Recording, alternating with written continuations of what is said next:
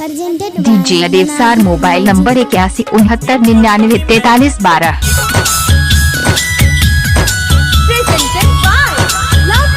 Saraswati Singh DJ Kursa mobile number 8169994312। बेवफाई गाना भोजपुरी।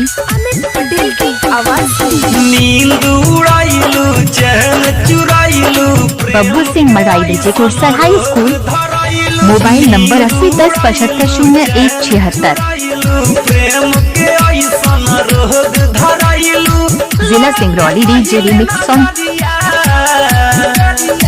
हो दिल काढ़ ले गइला रे गोरिया तोर रेड कलर साड़िया दिल काढ़ ले गइला रे गोरिया तोर रेड कलर साड़िया। डीजे राकेश सिंह कुर्सा जगतराज।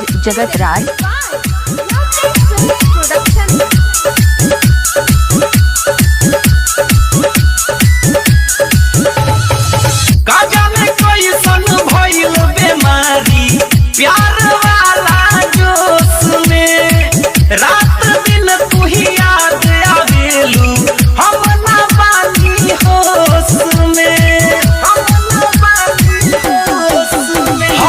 का जाने कैसन भइल बेमारी प्यार वाला जोश में रात दिन तू ही याद आवेलू हम ना बानी होश में रात रात भर हम जागल बानी तोहरे